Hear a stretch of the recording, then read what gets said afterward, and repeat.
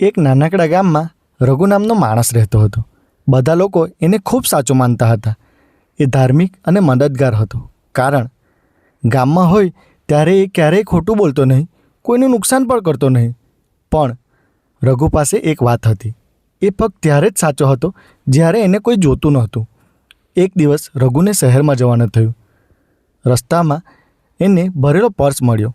આસપાસ કોઈ નહોતું, કોઈની નજર પણ એના પર નથી, કોઈ તેને ત્યાં ઓળખતું પણ નહીં. એણે પર્સ ખોલ્યું.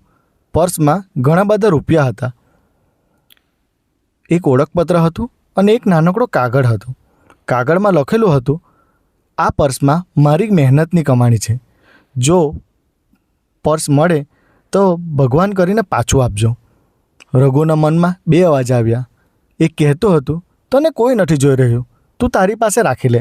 અને બીજું, જો તું સાચો છે કે ફક્ત દેખાવનો સાચો છે. થોડી વાર એ ઊભો રહી ગયો અને ધીરે રહીને પર્સ બંધ કરી અને ઓળખપત્ર મુજબ એ માણસને શોધવા નીકળ્યો. ઘણા કલાકો પછી એ પર્સનો માલિક મળ્યો. એની આંખોમાં આંસુ હતા. એ બોલ્યો, ભાઈ, મને આજે વિશ્વાસ થઈ ગયો, ખરેખર માણસાઈ જીવે છે. રઘુ ઘરે પાછો ગયો. કોઈએ એને જોયું નહીં કે એણે શું કર્યું. કોઈએ એને વખાણ કર્યા નહીં, કોઈએ એની તાળી પાડી નહીં. પણ એ રાતે રઘુને શાંતિથી ઊંઘ આવી ગઈ, કારણ કે એ દિવસે એ સાબિત થઈ ગયો હતો કે સચ્ચાઈ એ નથી કે દુનિયાને દેખાડીએ. સચ્ચાઈ એ છે જે આપણે ત્યારે પણ પાડીએ જ્યારે કોઈ જોઈ નહીં રહ્યું હોય. કિરદારનું સાચું પરીક્ષણ ત્યારે થાય છે જ્યારે પસંદગી તમારી હોય છે અને સાક્ષી કોઈ નહીં હોય.